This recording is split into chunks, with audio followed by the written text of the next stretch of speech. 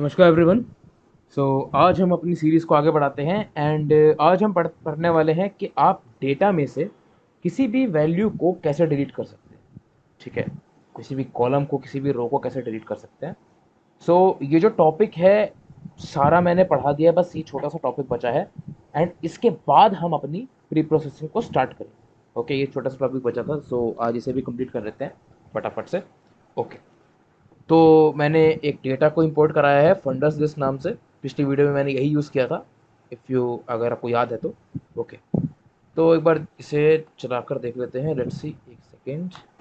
हाँ, ये हमारे पास डेटा है जिसके अंदर हमारे पास 3 कॉलम्स हैं: नेम्स, सिटीज़ एंड सैलरी। ठीक है, अब देखते हैं कि आप किसी कॉलम को कैसे डिलीट करते हैं। देखो, किसी भी कॉलम को डिलीट करने के लिए आप सबसे पहले तो अपने डेटा फ्रेम का नाम लिखो। ओके, मेरे डेटा फ्रेम का यहाँ पर नाम है डेटा। डेटा डॉट ड्रॉप, एक सेकेंड, डेटा डॉट ड्रॉप।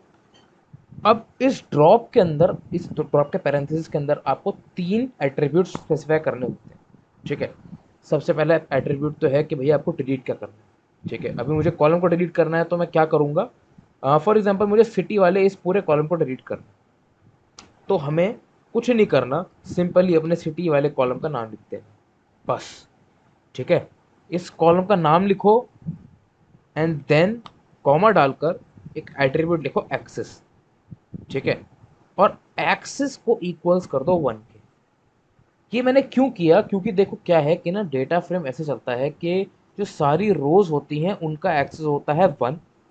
ठीक है, सारी जो रोज होती है उनका एक्सेस होता है 1, और जो सारे कॉलम्स होते हैं ना, इनका एक्सेस होता है, ओ सॉरी सॉरी मैंने उल्टा बोल दिया, जो सारी रोज होती है उनका एक्सेस होता है 0 एंड सारे रोज का एक्सेस होता है 1।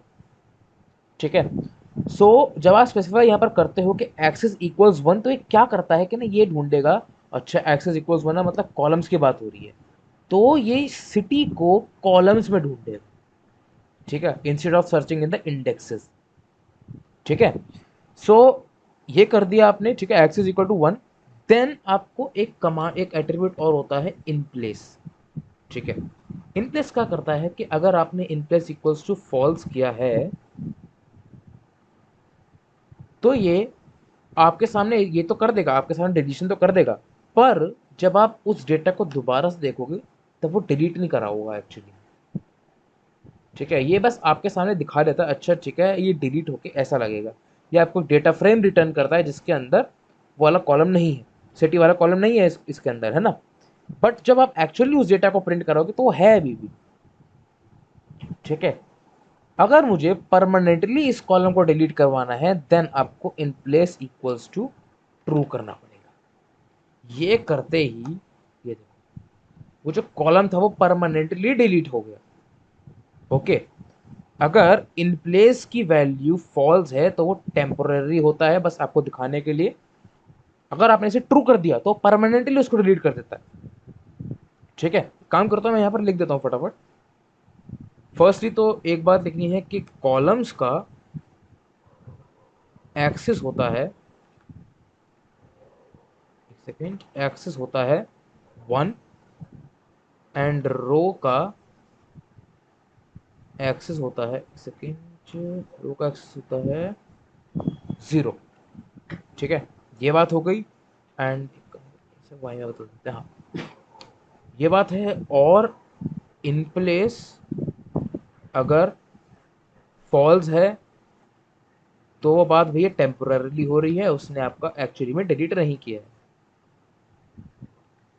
आई गेस ये स्पेलिंग होती है, मैं स्पेलिंग को चेक नहीं करने वाला, आपको समझ में आ गया होगा। अगर इसको आपने ट्रू किया है तो ये परमानेंट होता है।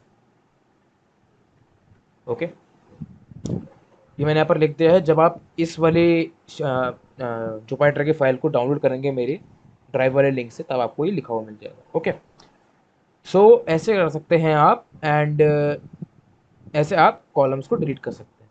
अब बात आई कि भैया ये तो एक कॉलम डिलीट करना है, मगर मुझे एक साथ कई सारे कॉलम्स को डिलीट करना है, तो मैं क्या करूँ। ठीक है, उसके लिए देखिए क्या है, एक काम करते हैं, इसको मैं दोबारा से इंपोर्ट करा लेता हूँ, क्योंकि मैंने यहाँ पर एक कॉलम डिलीट कर दिया था एंड मुझे नेक्स्ट वाले के लिए सारे कॉलम चाहिए। ओके, अब हमारा डेटा देखते कैसे दिखता है।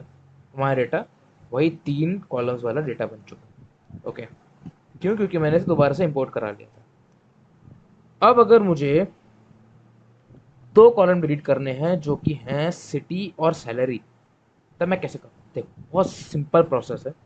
यहाँ पर लिखो दोबारा से ड्रॉप। अब जहां आपने केवल सिटी लिखा था पिछली बारी, यहाँ पर हम एक लिस्ट बनाएंगे। ठीक है, स्क्वायर ब्रैकेट्स खोलो और इस लिस्ट के अंदर लिखो अपने जो भी आपको कॉलम्स डिलीट करने हैं उनके नाम। ठीक है, ऑब्वियसली इन कोट्स, उनको आप इस लिस्ट के अंदर भर दो। Okay, and then axis specify करो which is obviously 1, and in place आपकी मर्जी है, आपको जो करना है वो कर सकते हैं। मैं यहाँ पर फॉल्स ही रखता हूँ अभी। और ये देखो, इसने वो दोनों कॉलम्स को डिलीट करके जो बचा हमारा नेम वाला कॉलम बचा, और इसने हमें वही रिटर्न कर दिया। ओके, सो ऐसे आप मल्टीपल कॉलम्स को डिलीट कर सकते हैं। यही सेम चीज होती है रोज के अंदर। ठीक है, अगर मुझे किसी भी रो को डिलीट करना, फॉर एग्जांपल मुझे इस 1 वाले इंडेक्स की रो को डिलीट करना है, तो मुझे क्या करना होगा? बहुत सिंपल प्रोसेस है। अगेन, जस्ट लाइक कॉलम्स, यहाँ लिखो ड्रॉप, और इसके अंदर आपको इस बार इंडेक्स बताना है क्या है। ठीक है, इस बार मुझे 1 इंडेक्स वाले को डिलीट करना है, तो मैं यहाँ पर 1 लिख दूँ। फॉर एग्जाम्पल, अगर मेरा इंडेक्सेस यहाँ पर टेक्सचुअल होते, ABCD होते या फिर कुछ और होता, तब हम क्या करते? तब हम वो लिखते।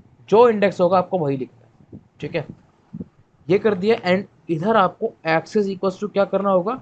0, क्योंकि यहाँ पर रोज की बात हो रही है ना। And then again in place आपकी चॉइस की डिपेंड करता है। अगर आपको परमानेंटली डिलीट करना है तो यहाँ पर ट्रू कर दीजिए, और वो आपके डेटा में से परमानेंटली डिलीट कर देगा उसको। ओके, मैं इसे रन करूँगा। देखो, 1 वाला जा चुका है ना। जो फर्स्ट इंडेक्स था, 1 इंडेक्स था, वो जा चुका है।